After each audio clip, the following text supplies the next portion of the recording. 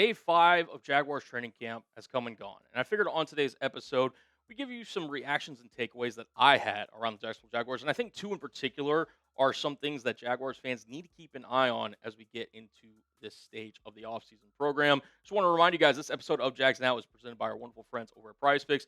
Make sure you use code HMA to get $150 in bonus lineups if you play and win your first $5 lineup. Shout out to Prize Picks for sponsoring today's episode. All right, the first kind of storyline that's kind of bubbling around that I wanted to discuss was Anton Harrison spent his third consecutive practice at left tackle with Cole Van Landen still sidelined. And could Anton Harrison potentially be switching to left tackle? Well, Liam Cohen kind of left the door open on this possibility, and I wanted to read what Liam Cohen had to say and then just kind of give my overall take and thoughts on it. So here's what Cohen had to say. I think he's done a nice job. It's part of what we've done, moving those guys around and seeing what sticks. And if that ends up sticking, hopefully that's a good thing for us. Again, I just want to kind of important note before we kind of dive in here. Harrison did take left tackle snaps during the 2025 training camp, and he played all of last year at right tackle. So this is not an indicator that Anton Harrison is making a move to the left side. But it is kind of noteworthy that Cohen kind of said this in terms of like, hey, if it kind of sticks and it works, this could potentially be an avenue that we explore for Harrison and this football team. And Harrison had a really good day for day 5. He went 4-0 in one-on-one pass protecting reps. I think he went up against Trayvon Walker, Josh Hines-Allen, and Danny Strigo, which for the Jacksonville Jaguars, that's about as good as you can get, right, in terms of having to go up against a pass rushing trio. And Anton Harrison is a guy that I think if you're projecting forward for Jacksonville, you think of him as the guy that has the highest ceiling out of any Jacksonville Jaguars offensive lineman, and a guy that I think at his absolute peak is a borderline all-pro. Last year, I thought he graded out pretty well overall and in the pass protecting department. Was solid as a run blocker and then just had 6 penalties, which you don't necessarily love, but I don't think it's the end of the world either. Just has to clean up that. But I really thought towards the back half of last year, he really started to put things together. And I went back and also looked, right? Because in the NFL, he pretty much has exclusively played at the right tackle position, right? You see that over 3,000 snaps at right tackle since joining the Jaguars. Well, back when he was at Oklahoma before he was drafted by Jacksonville, he was exclusively pretty much a left tackle, right? So it's kind of an interesting transition where Cohen's leaving this potential as a possibility because there is history there for Anton Harrison playing that left side. He just hasn't done it at the NFL level yet, which again, it's not the same thing as playing at Oklahoma. But I just want to give you some context there.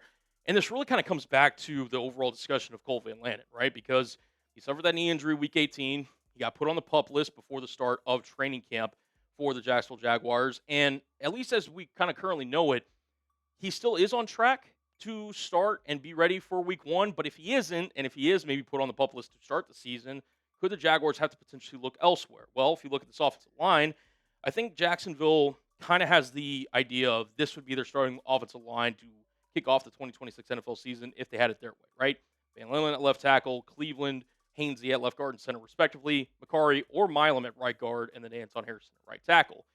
And you might be sitting there saying, well, okay, for Cole Van Landen, right? Like, if they do make this move, let's say, like, again, we're just talking things out here. I'm not saying this is actually going to happen, but if Anton Harrison, right, does get moved over to left tackle, could Cole Van Landen slot in at right tackle, right? Because you obviously gave him that extension at the end of last season. Well, Van Landen played 4 different positions on the offensive line last year, which is absolutely bonkers, right, for Jacksonville last year. And the 2 games that he played at right tackle, he graded out pretty well. And I understand Pro Football Focus is not everything, but in terms of just overall grades, 63.9 against the Los Angeles Chargers, 65.9 against the Arizona Cardinals. Like, to me, there's something there if the Jaguars are considering making this move, right? Because you obviously want your better of your 2 offensive tackles, especially potentially one that you're looking at as like, oh, hey, we think this guy could be the real deal. Protecting the quarterback's blind spot, which is obviously Trevor Lawrence on the left side. So I think it could actually be a possibility that Jacksonville is considering.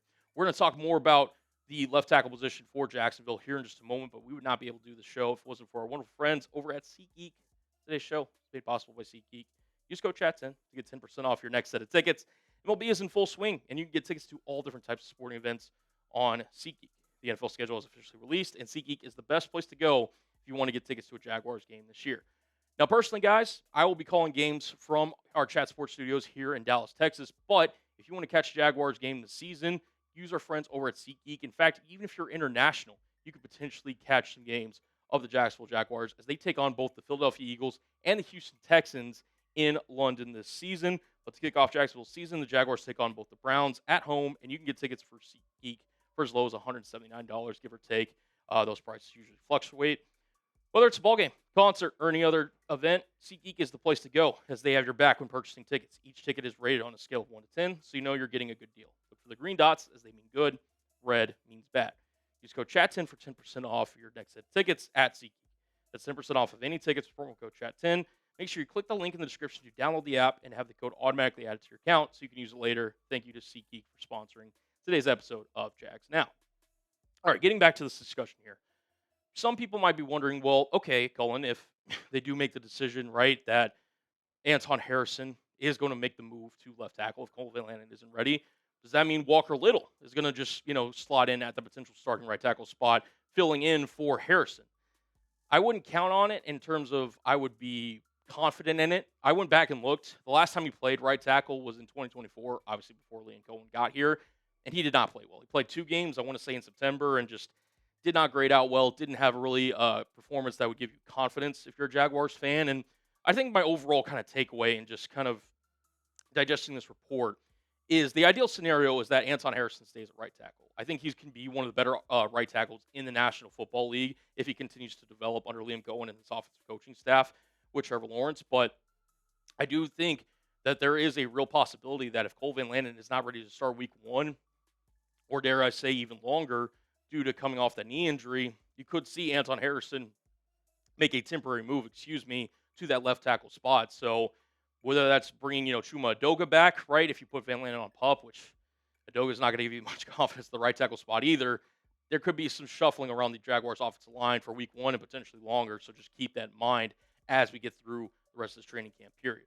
Now, I just want to get your confidence level down below. What's your confidence level in Cole Van Lannon starting week 1? Scale it for me 0 to 10. Drop a number for me down below in your confidence level that Cole Van Lannon will start in week 1. I'm still at like a 6.2 if I had to give it, because that knee injury, him getting put on PUP, does scare you a little bit. I'm still more on the positive side that he will start than not. But each day that we don't get a positive report on Van Lannon, it just leaves you with a little bit more doubt as we get closer to the start of the season. Now, getting into the other big major storyline of day 5, and that was Brian Thomas Jr. He had a day in which had a lot of highlights. I think he was a big winner. It seems like the Jaguars receiving core, right, are taking turns in terms of who was the biggest winner, right? Like day 2, it was Parker Washington. Day 3 was more of a Jacoby Myers day.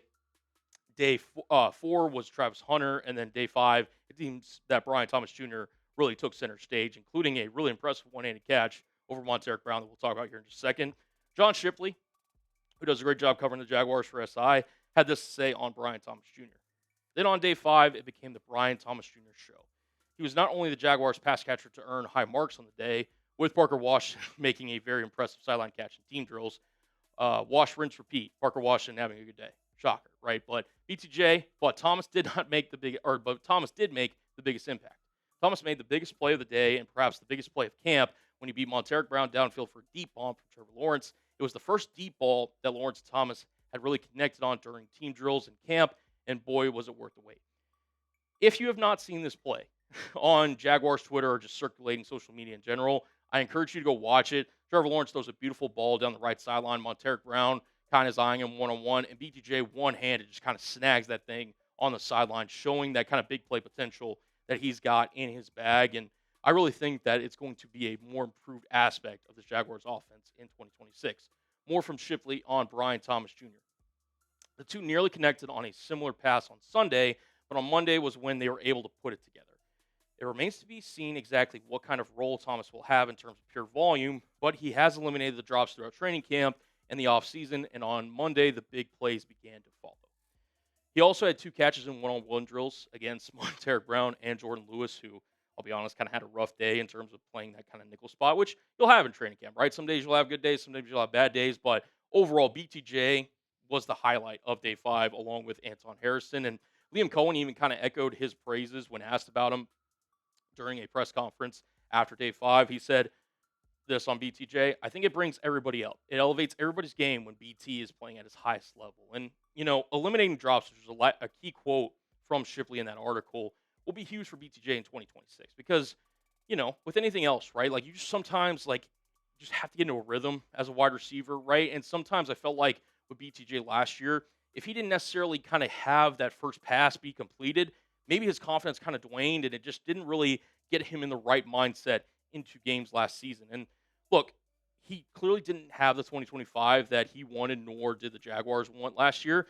But I think that he's really come into this offseason with the right mindset, and he clearly has put in the work and the time and has earned the praise from guys like Trevor Lawrence, like Liam Cohen, and others in the Jaguars facility. And more importantly, I trust this coaching staff to put BTJ in the right spots and the right positions to succeed. Last year was kind of a learning curve, a learning just, hey, listen, it didn't necessarily go their way last year for Brian Thomas Jr. and the Jaguars, but under Udinski, under Liam Cohen, now that they have another year and another offseason to kind of get things right with Brian Thomas Jr., I think only the sky's the limit for the former first round pick, and I do expect him to have a bounce back year in 2026. I want to know from you guys, predict BTJ's stat line in 2026.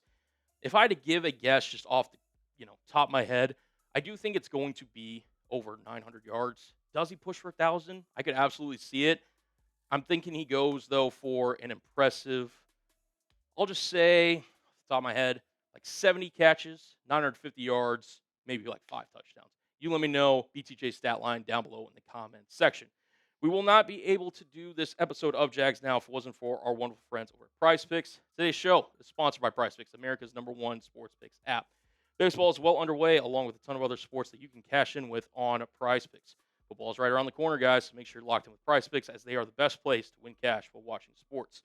Prize Picks is available in most states, including California, Texas, and Florida. And you guys can follow me on the app to see all my lineups at CullenBro21. They even got season-long football lineups that I think are going to be really awesome for you guys, including this 3-player lineup, $10 to win 60 here on the screen. I got Justin Jefferson, Brian Thomas Jr., the aforementioned, and Luther Burton, the more on all their receiving yards for 2026. I think they're all due to have really good years this season. New Year's are offer, guys. Play your first $5 lineup and get $150 in lineups if you win that initial $5 lineup. Just use code HMA when you sign up. That's right. PrizePicks just switched up their offers, so there's no better time to join. Lock in and win that first lineup. That's code HMA at sign up to get $150 in bonus lineups if you win that first $5 lineup. PrizePicks, code HMA, download the app now. All right, just some other kind of rapid fire takeaways from day 5 of training camp. Chris Rodriguez has now kind of fully gotten pretty much into the swing of things for the Jacksonville Jaguars, heading into the bigger portion of training camp, and he delivered the absolute boom today. Liam Cohen talked about it last week, heading into this day of training camp, that they really wanted to focus more on the run game once the pads went on, just to kind of really establish things and see where they were at. Well, Chris Rodriguez Jr. was a part of that. And on the first carry of teamwork, I love Caleb Ransall as much as the next guy. He got absolutely trucked by Chris Rodriguez. And it was kind of a highlight that a lot of the fans kind of, let out their oohs and ahs afterwards. And don't get me wrong, I think Caleb Ransall is still going to be a really good player. But Chris Rodriguez, based on reports, didn't even really lower his shoulder. He kind of just ran him over. And that's going to be a big part of this Jaguars rushing attack, is Chris Rodriguez being that physical presence along with Bashal Tutin. Now, I do think Bashal Tutin's going to kind of be the RB1 in terms of having the majority of carries. Chris Rodriguez will be a factor in this offensive backfield.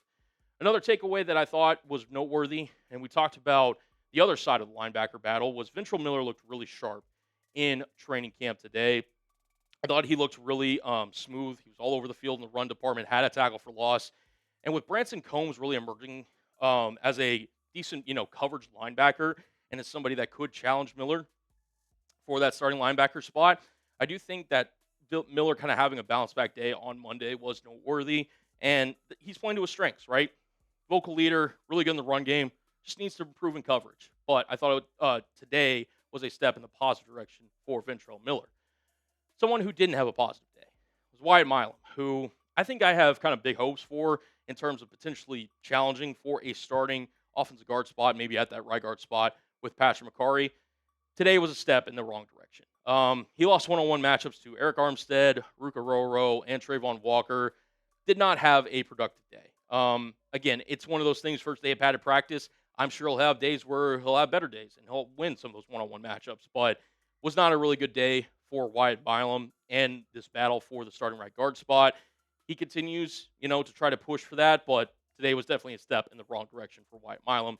And the last kind of takeaway that I had was Trevor Lawrence and Parker Washington missed two kind of big opportunities to connect on deep balls. Now, Parker Washington and Trevor Lawrence's kind of chemistry so far throughout camp has really been a positive one. In fact, Parker Washington, based on all reports, has been Trevor Lawrence's number one target throughout this training camp period. But they had a couple of chances to hit on a couple of deep balls today, and Trevor Lawrence just missed Parker Washington. Now, it is worth noting that there was some rain, so that may have had some bit of a factor.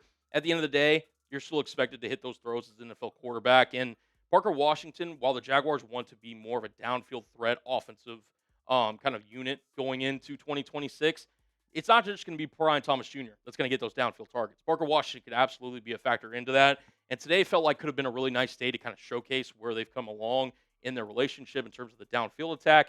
And they ultimately didn't just hit. It's not the end of the world, but it is something to monitor as we get into training camp further and closer to the preseason.